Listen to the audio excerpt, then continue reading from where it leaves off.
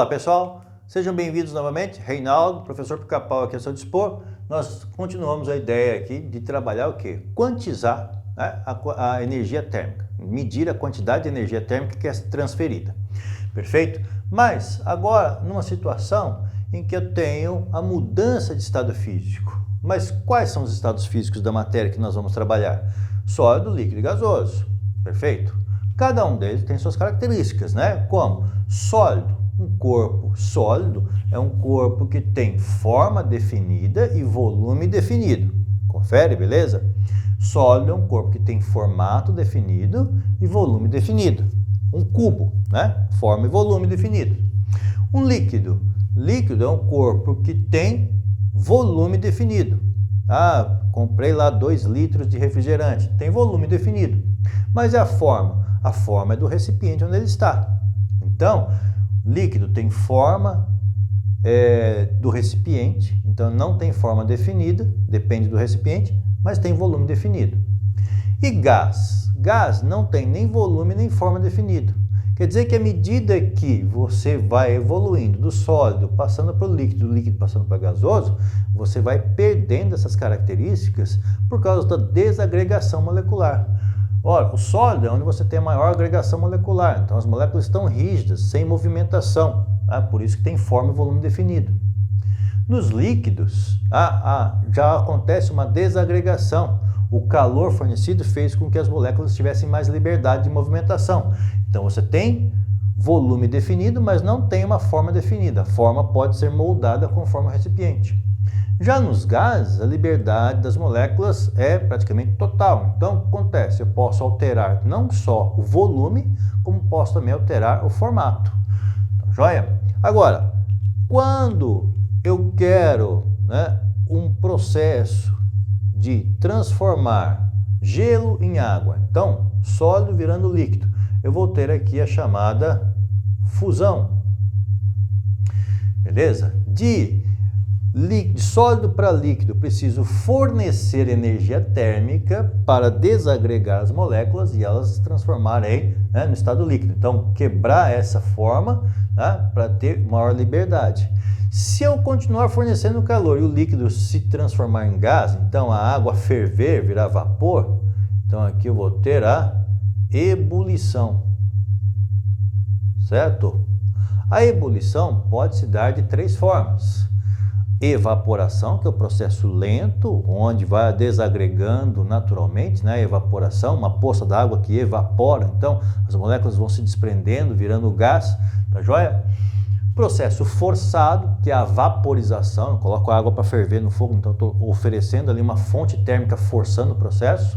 E a calefação, que é o processo violento, onde eu tenho uma superfície extremamente quente, uma superfície que esteja a 500 graus Celsius, por exemplo, e a água, quando chegando próximo à superfície, ela evapora antes mesmo do contato com a superfície. Isso já deve ter acontecido quando você pega uma panela muito quente e joga algumas gotinhas de água. A água fica dançando ali sobre a superfície. Por quê? Está tão quente a superfície que forma-se vapor antes mesmo de a gota tocar a superfície. Então forma-se uma cama de vapor, então a gotinha fica flutuando ali sobre a panela, beleza? Ora, então 3 processos de ebulição, chamado evaporação, que é o processo natural, vaporização, processo forçado, e calefação, processo violento. Tá. Nesses processos aqui eu tive que fazer o quê? Fornecer energia para aquecer. Agora, e se eu tirar energia, eu começo então a fazer o quê? Ao perder energia, ao tirar energia, as moléculas vão ficando menos agitadas, vão se agrupando, se reunindo, diminuindo a energia, ficando menos agitadas. Então, do gasoso para virar líquido, tirando energia, eu vou ter aqui o processo de liquefação. Certo? Liquefação. E, mesmo assim, se for assim, tirar mais energia, então, tirar mais energia, aí eu posso ter uma diminuição grande dessa energia, de forma que os átomos, as moléculas se juntam de forma a ficar mais rígido. Então, eu vou ter a solidificação. Solidificação. Perfeito? Ainda há uma outra possibilidade, que são poucas substâncias que conseguem, né, passar do estado sólido direto para o gasoso. E aí nós temos aqui a chamada sublimação. Sublimação.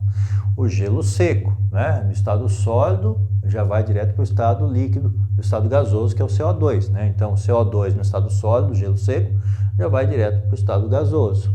Perfeito? Tá bom? A cânfora, né, o cristal de cânfora do estado sólido já vai direto para o estado gasoso. Agora, existe também o processo contrário, quer dizer, o gás se transformar em sólido.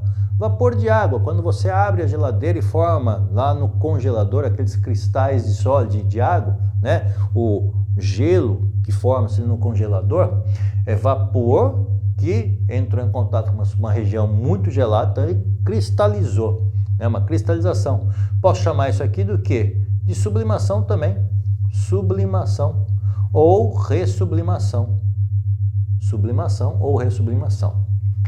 Agora, o que acontece, moçada, é que essas substâncias, quando elas estão mudando de estado físico, elas apresentam uma característica muito interessante. Qual seja? Substâncias puras, quando estão mudando de estado físico, elas não têm variação de temperatura. Como assim, Pica-Pau? E eu dou um exemplo que é utilizado na culinária, meu velho.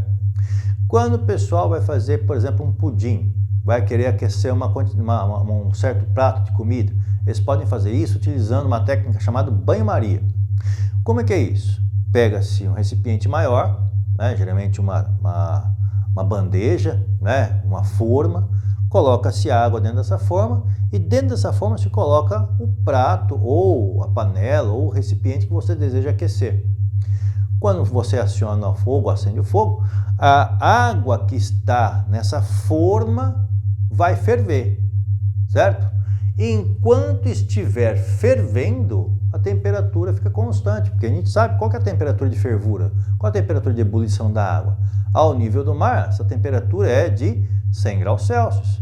Então, enquanto estiver fervendo, ebulindo aquela água, a temperatura vai permanecer nos 100 graus Celsius. Ora, então é uma forma de fazer cozimento controlado, com temperatura controlada, né? Muita gente acaba usando isso para fazer pudim. Por quê? Porque daí você mantém a temperatura constante, você não queima, não provoca a queima do alimento. Perfeito? Então, moçada, cabe aqui a gente fazer essa anotação. Tá? Na mudança de estado físico,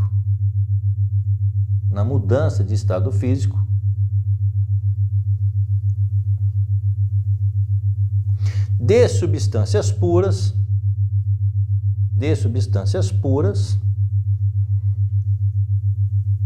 não há variação de temperatura. Não há variação de temperatura. E aí eu chego aqui no momento importante de a gente conversar.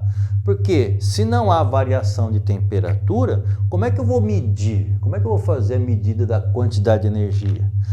Num vídeo passado você conversou sobre uma equação, né? Você conversou sobre a equação que macete, olha lá, Q igual a MC delta T. Perfeito, legal. Mas se não tem variação de temperatura, isso aqui vai ser zero.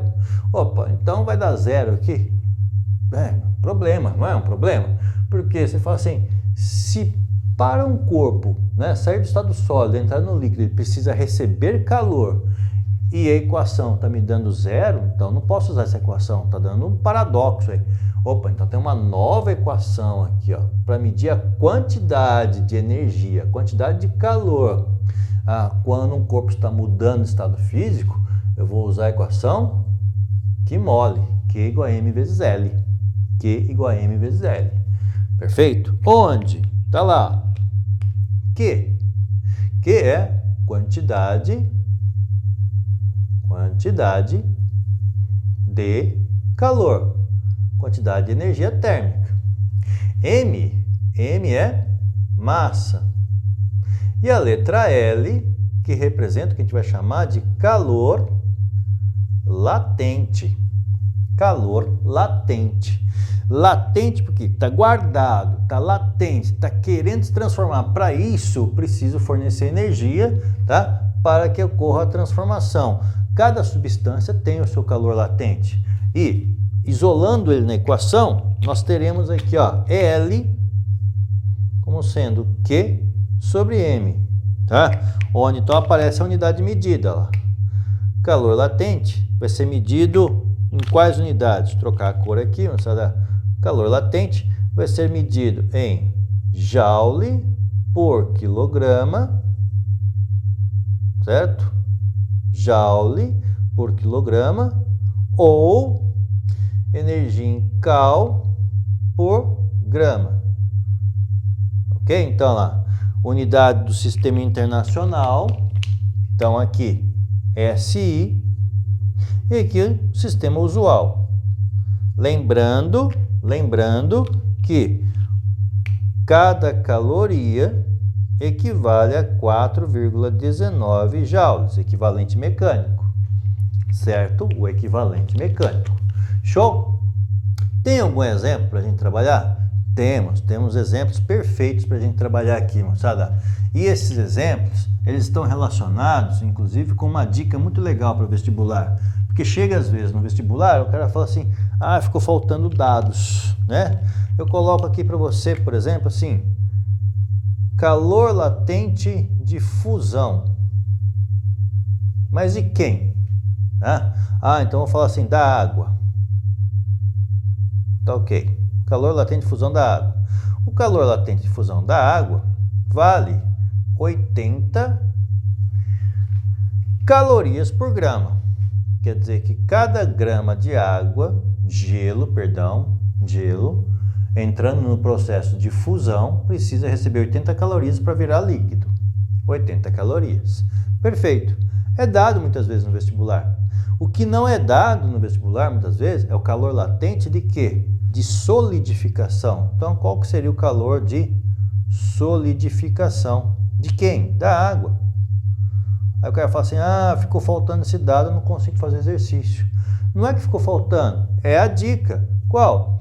Se para você transformar o sólido em líquido, você precisa fornecer 80 calorias, para transformar o líquido em água, você precisa tirar essas 80 calorias. Então, é menos 80 calorias por grama. Perfeito? Ora, a mesma coisa eu posso falar de quem? Do calor latente de vaporização, de ebulição. De quem? Da água. Por exemplo, estamos trabalhando aqui com a água. Então, é 540 calorias por grama. Chega no vestibular, o cara te pede, poxa, preciso calcular a energia de liquefação. Ah, opa, mas ele não te deu. Não te deu, mas você sabe. Ó, o calor latente de liquefação é o mesmo valor do de vaporização, só com sinal negativo. Então, menos 540 calorias por grama. Legal, moçada? Dessa forma, a gente então consegue quantificar, medir a quantidade de energia térmica que está sendo ali trabalhada. Beleza? É isso aí, moçada. Então, tem duas equações. Que macete para quando tem variação de temperatura e que mole para quando há mudança de estado. Que macete para variação de temperatura, que mole para mudança de estado. Show? E durante a mudança de estado não há variação da temperatura. Durante a mudança de estado, o sólido virando líquido não muda a temperatura. O líquido virando gás não muda a temperatura. O exemplo aqui é a água, perfeito. Então, o gelo a 0 graus Celsius, enquanto não derreter completamente, permanece no 0 graus Celsius. A água fervendo aqui, enquanto não terminar a fervura, permanece em 100 graus Celsius. Durante a mudança de estado, não há variação de temperatura. Show? Beleza? Até o próximo, galera. Tchau!